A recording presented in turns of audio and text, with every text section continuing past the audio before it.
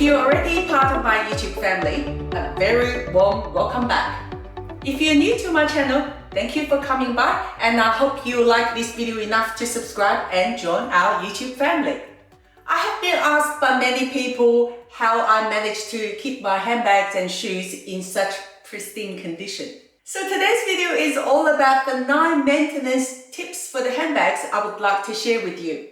These are the tips I've learned over the years, and hopefully you'll find them helpful. Tip number 1, never wear them. Just kidding.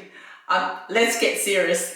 Tip number 1, be mindful of what you buy. I always consider the durability of the material on the handbag before I make the purchase. For example, I chose the Peekaboo in this Selleria, not just because I like the pebbled look of the Roman leather, but also because it is the most durable and carefree leather from Fendi. I've had this bag for 3 years. It's the bag I grab whenever I need to carry more than just the bare essentials.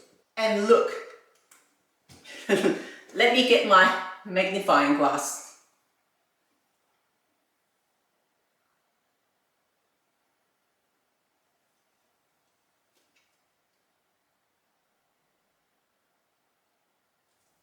It is still in the brand new condition. Every time I went to Fendi to have it cleaned and conditioned, Fendi does that for free.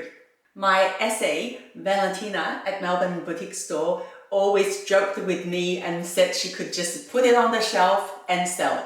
I did an 18 months in-depth review for this bag at the start of my channel, and I'll leave a link in the description box below for you, just in case you want to check it out later. You'll find everything you need to know about the Fendi Peekaboo in that video. Also, I chose this Balenciaga Neo Classic in the Mott Croc, not just because I like the look of it, but also because Mott Croc is usually very durable. I did a full 12 months wear and tear review on this bag.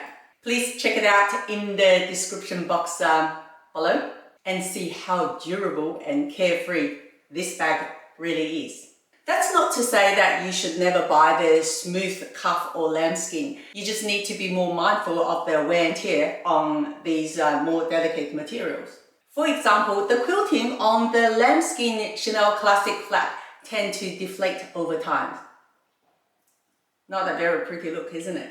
While the Fendi Nepal lambskin in this embossed FF logo holds its own.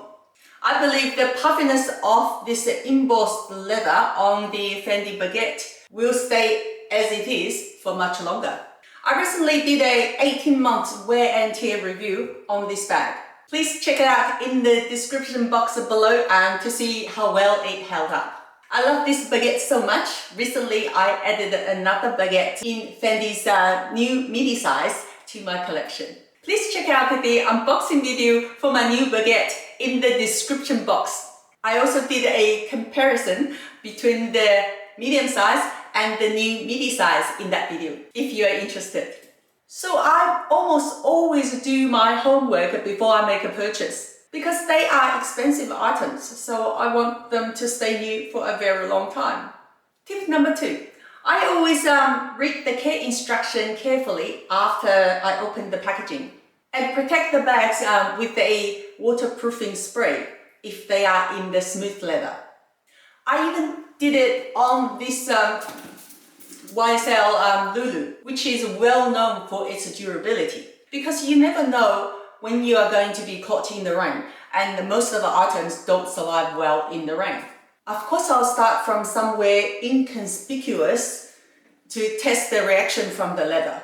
I know some people worry that it might change the texture or color of the leather, but I haven't had a bad experience so far. Please let me know in the comment section if you ever had a bad experience with the waterproofing spray.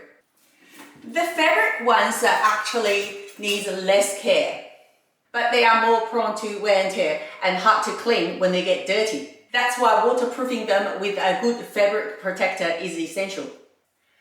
This A Dior bag was bought at Hong Kong airport about 15 years ago. At the time, it was still called the Christian Dior. I once took it to a birthday party and the person sitting next to me spilled the wine on it accidentally. Thankfully, I sprayed the bag beforehand so I could just wipe it off with the table napkin. Tip number 3. I always store my bag carefully when I don't need to use it for a period of time. As you can see, I have air bubble in the middle and tissue paper at each corner to maintain its shape. Most of the bags that comes with the dust bag. I always store them in their own dust bags and out of the box. This is very important because the leather needs to breathe. Tip number 4. I rotate my bag regularly. I admit sometimes when I get a new bag, I tend to forget to give it a rest after wearing it continuously for a while. I've learned to set a reminder for myself. It is very important to give the bag a break to slow down the wear and tear. Tip number 5. I never overstuff my bag. It is definitely a no-no. If I need to carry more, I just choose a bigger bag to carry. Because once the leather is stretched out, there's no going back. And the bag will look out of shape. Tip number 6. I treat all my leather handbags with a very good leather conditioner once a year. And I take all my Fendi bags back to the store for maintenance because it's free. Tip number 7.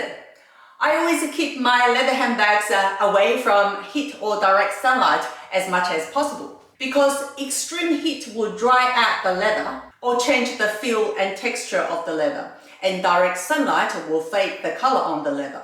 That's not to say that I don't wear my bags on sunny days, but I would never, for example, leave my leather handbags in the car under direct sunlight for a sustained period of time. Tip number 8. Never store your leather handbags in a moisture environment such as the bathroom. They might grow mold. This is the video my friend Loki shared on her channel. I'll leave a link to this video in the description box for you if you're interested. And please check out the videos on her channel. She's an Hermes expert. You learn so much on her channel about the brand and the Birkins, the Kellys, the Hermes scarves, if that's what you're interested. I've learned so much from her channel myself. The last but not the least tip. If the bag comes with a top handle, like this one, I always wrap it with a twilly. As we all know, the handle bears the brunt of the wear and tear because of the oil or the cream on our hand. Not only does the twilly protect the handle, it also brightens up the look of the bag, don't you think? That's the end of this video. I know I haven't talked about how to protect the hardware.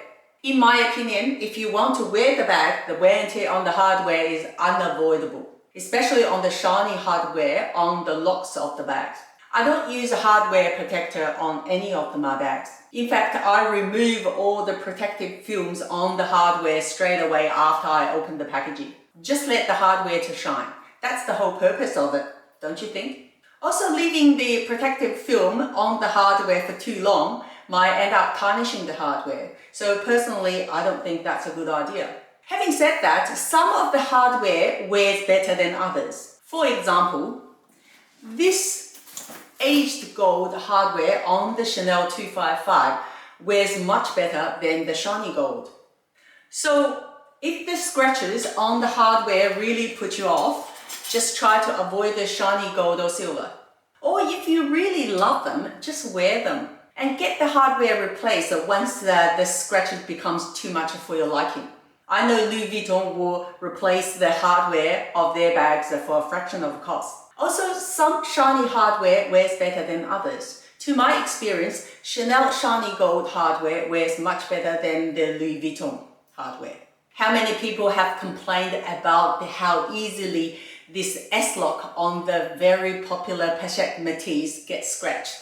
Whereas the shiny gold hardware on this Chanel Classic flap is much more scratch resistant. I accidentally knocked this bag and it fell off the table across a sharp metal edge. I picked it up and inspected it. There was a scratch mark on this precious CC logo. But after I polished it with the silver polishing cloth, I had to get the magnifying glass to find where it is. No, I can't find it. I hope you find these tips helpful. At the end of the day, bags are meant to be used. The more we wear them, the lower the cost per wear and the better investment they are to our wardrobe. And if we maintain them properly, they last longer and look better. That's the end of this video. If you enjoyed this video, please give it a thumbs up and subscribe to my channel if this is your first time here. And I look forward to seeing you at my next video. Thanks for watching.